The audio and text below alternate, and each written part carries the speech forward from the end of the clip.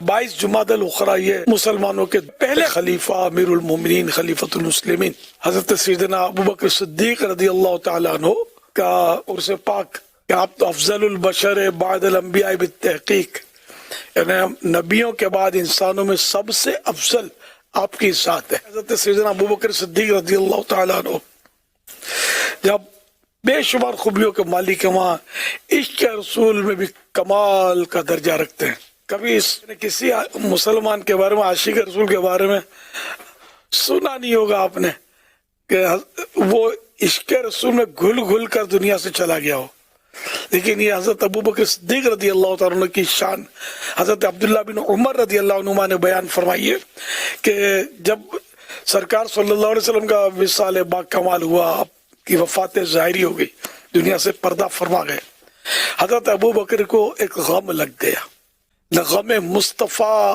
لگ گیا، اور غم مصطفیٰ میں یہ گھلتے چلے گئے یہاں تک کہ آپ کا جو انتقال ہوا، اس کا سبب یہی بتایا جاتا ہے کہ آپ غم مصطفیٰ کی وجہ سے آپ کا انتقال ہوا ہے۔ ہم لوگ خالی باتوں کے بڑے بناتے ہیں اور عشق رسول کے بلند بانگ دعوے کرتے ہیں، تو عاشق رسول ہو تو صدیق اکبر، جس کو ہم عاشق اکبر کہتے ہیں رضی اللہ تعالیٰ عنہ۔ صدیق مانے بہت سچا، اکبر بہت بڑا، تو یعنی کہ بہت ہی بڑے سچے، بہت زیادہ سچائی والے صدیق اکبر رضی اللہ تعالیٰ عنہ، بہت بڑے سچے، کیونکہ انہوں نے تصدیقیں بھی کی نا کہ سرکار صلی اللہ علیہ وسلم سے سن کر فوراً ایمان لیا ہے، معراج کا دشمنوں سے سن کر، کہ دشمن بیکار نہیں آئے ابو جہل وغیرہ کہ دیکھو اب تو تمہارے صاحب جو ہے، تمہارے دوست جو تو ایسی ایسی باتیں کرتے ہیں، وہ سمجھے گا ابو بکر بھی کہیں گے کہ ہاں یار یہ تو عقل میں نہیں آتا، لیکن حضرت ابو بکر صدیق رضی اللہ تعالیٰ عنہ نے تو وہ چھوٹ کر فرمایا نا کہ اگر محمد صلی اللہ علیہ وسلم ایسا فرماتے ہیں کہ میں نے رات کے تھوڑے سے حصے میں مکہ مکرمہ سے بیت المقدس سے پھر آسمانوں کی سیر کی اور راتوں رات واپس آ گیا، اگر محمد فرماتے ہیں تو بالکل سچ فرماتے ہیں نہ، اس کے منہ پہ تو ٹانٹا مارا نا دشمن کے، تو کہ سرکار جو فرمائے آنکھیں بند، حق حق حق، تو یوں آپ نے کہ صدیق کے لقب سے ملقب ہوئے نہ تصدیق۔ صدیق اکبر کے تعلق سے اعلیٰ حضرت رحمت اللہ علیہ کا ارشاد، حضرت امام شاہ احمد رضا خان رحمت اللہ علیہ فتاوی رضویہ جلد 15 پیج نمبر 680 680 پر ارشاد فرماتے ہیں، سیدنا ابو بکر صدیق رضی اللہ عنہ صدیق اکبر ہیں، اور سیدنا علی المرتضی رضی اللہ عنہ صدیق اصغر۔ صدیق اکبر کا مقام اعلیٰ صدیقیت سے بلند و بالا ہے۔ نسیم الریاض شرح شفا امام قاضی عیاض میں ہے سیدنا ابو بکر صدیق رضی اللہ عنہ کی تخصیص اس لیے کہ وہ صدیق اکبر ہیں جو تمام لوگوں میں آگے ہیں، کیونکہ انہوں نے جو حضور اکرم صلی اللہ علیہ وسلم کی تصدیق کی، یعنی سچا مانا، وہ کسی کو حاصل نہیں۔ اور یوں ہی سیدنا علی المرتضی رضی اللہ عنہ کا نام صدیق اصغر ہے، جو ہرگز کفر سے ملتبس نہ ہوئے اور نہ ہی انہوں نے غیر اللہ کو سجدہ کیا، باوجود ہے کہ وہ نابالغ تھے۔ تو حضرت صدیق اکبر کا تو رضی اللہ تعالیٰ عنہ صدیق اکبر کی وضاحت، حضرت مولا علی کو صدیق اصغر کیوں کہا گیا کہ یہ کبھی بھی کفر میں نہیں پڑے، کبھی بھی نہیں، بچپن میں بھی، نابالغی میں بھی نہیں، شروع سے ہی انہیں کفر سے لگاؤ نہیں تھا، نفرت تھی، اور کبھی بھی اللہ کے سوا انہوں نے سجدہ کیا ہی نہیں، بچپن میں بھی کبھی اللہ کے سوا کسی کو سجدہ نہیں کیا۔ حضرت ابوبکر صدیق رضی اللہ عنہ بھی ایسے ہی تھے، انہوں نے بھی کبھی بھی اللہ کے سوا غیر کو مانا نہیں، نہ ان کو سجدہ کیا، نہ ان کی پاس پوجا کی، نہ کچھ، مطلب اس سے یہ دور رہے۔ اصل صدیق اکبر رضی اللہ عنہ کے دور سے ہی قرآن کریم کو جمع کرنے کی تو ترکیبیں تو شروع ہو چکی تھی، اور کمپلیٹ جو جمع حضرت عثمان غنی رضی اللہ عنہ کے مبارک ہاتھوں سے یہ تکمیل ہوئی۔ تو یوں آپ کو جامع القرآن کا خطاب دیا گیا ہے۔ قرآن کو جو جمع کرنے کا طریقہ تھا وہ مختلف رہا۔ حضرت صدیق اکبر رضی اللہ تعالیٰ عنہ کے دور میں مختلف مقامات پر مختلف چیزوں پر جو لکھا ہوا تھا اسے ایک جگہ جمع کیا جانے لگا، اور پھر اس کے بعد حضرت عمر کے دور میں بھی یہ سلسلہ جاری رہا۔ عثمان غنی رضی اللہ تعالیٰ عنہ کے دور کے اندر باقاعدہ ایک مصحف کے طور پر اس کو تیار کیا گیا تھا، ایک ہی لغت قریش پر اس کو جمع کیا گیا تھا۔ تو یوں حضرت عثمان غنی رضی اللہ تعالیٰ عنہ کی طرف اس جمع قرآن کی نسبت کی جاتی ہے، اور آپ ہی کو عام طور پہ جامع القرآن کہا جاتا ہے۔ امام اہل سنت رحمۃ اللہ تعالیٰ علیہ نے فتاوی رضویہ کی 26ویں جلد میں اس موضوع پر ایک پورا رسالہ تحریر فرمایا ہے کہ حضرت عثمان غنی رضی اللہ تعالیٰ عنہ کی طرف قرآن کو جمع کرنے کی نسبت کیوں کی جاتی ہے، حالانکہ حقیقتاً جو ابتدا فرمائی وہ حضرت ابوبکر صدیق رضی اللہ تعالیٰ عنہ کے دور کے اندر ہوئی تھی۔ جن کو ہم عاشق اکبر اور صدیق اکبر کہتے ہیں، ان کی کنیت ہے ابو بکر، اور کنیت سے مشہور ہیں، حالانکہ نام آپ کا عبداللہ ہے، عبداللہ بن ابی قحافہ۔ اچھا، ان کے والد محترم بھی کنیت سے ابو قحافہ۔ تو کنیتوں کا پہلے زیادہ رواج تھا، کنیت سے پکارنے کا رواج تھا۔ پیارے آقا صلی اللہ علیہ وسلم کی بھی بارہا روایت ایسی حدیثیں ہیں جس میں کنیت سے پکارا ہے۔ ہمارے یہاں وہ انداز نہیں ہے، کنیت لوگ رکھتے بھی نہیں، لیکن کنیت رکھنا سنت ہے۔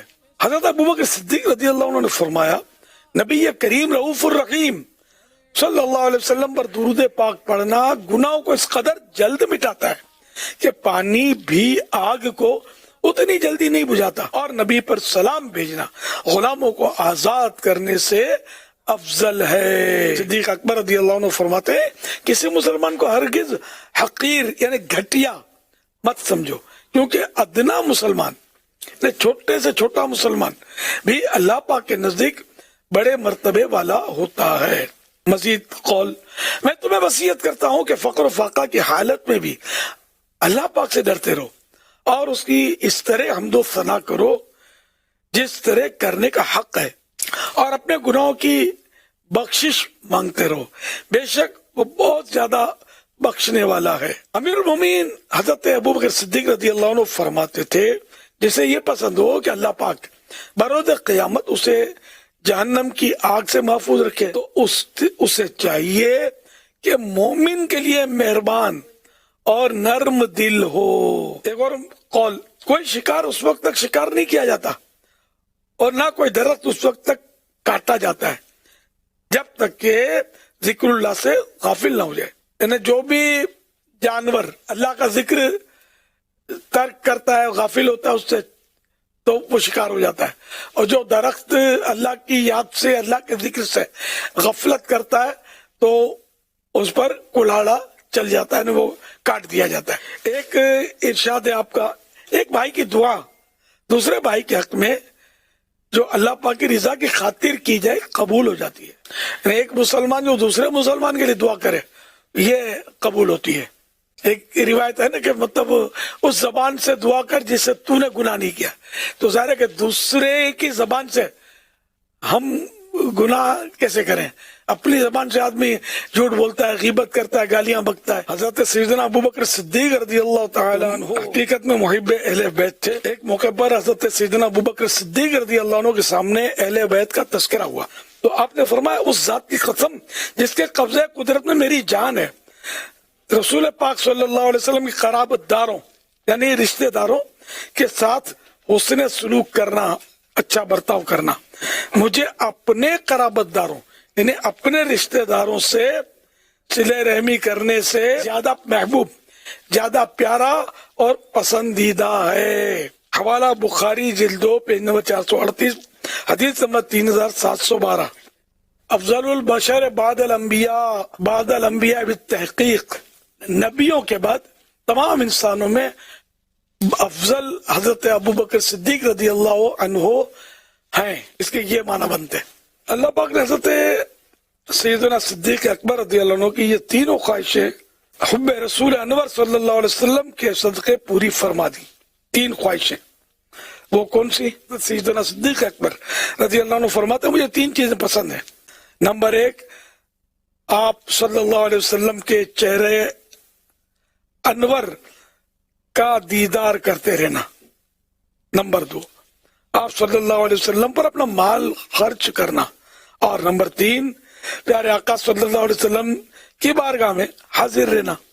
حوالہ تفسیر روح البیان پارہ 19 سورہ النمل. تینوں آرزویں پوری ہوئی. اللہ پاک نے تینوں آرزویں پوری کی. نمبر 1، آپ رضی اللہ عنہ کو سفر و حضر، یعنی سفر ہو یا حضر من قیام، جس جہاں رہتے ہیں وہاں، ہر صورت میں پیارے آقا صلی اللہ علیہ وسلم کی رفاقت یعنی ساتھ نصیب رہا. یہاں تک کہ غار ثور کی تنہائی میں بھی آپ رضی اللہ عنہ کے سوا کوئی اور زیارت سے مشرف ہونے والا نہ تھا. آپ ہی تھے ساتھ اکیلے. نمبر 2، اسی طرح مالی قربانی کی سعادت تو اس کثرت سے اتنی زیادہ نصیب ہوئی کہ اپنا سارا مال و سامان سرکار دو جہان صلی اللہ علیہ وسلم کے قدموں پر قربان کر دیا. اور نمبر 3، مزار پرانوار میں بھی اپنی دائمی رفاقت و قربت عنایت فرمائی. مزار پرانوار میں اب یہ کہ ہمیشہ کے لیے پیارے آقا صلی اللہ علیہ وسلم کے ساتھ ہیں اور قریب ترین ہیں. تو یہ تینوں آرزویں جو ہے اللہ پاک نے ان کی پوری فرمائی. سرکار صلی اللہ علیہ وسلم کا اس طرح فرمان ہے، ترمذی شریف جلد 5 پیج نمبر 382 حدیث نمبر 3700. وہ الفاظ یہ ہیں: ہر نبی کے 2 وزیر آسمان والوں میں سے اور 2 وزیر زمین والوں میں سے ہوتے ہیں. آسمان میں میرے وزیر جبریل و میکائیل علیہ السلام، اور زمین میں ابو بکر و عمر ہیں رضی اللہ عنہما.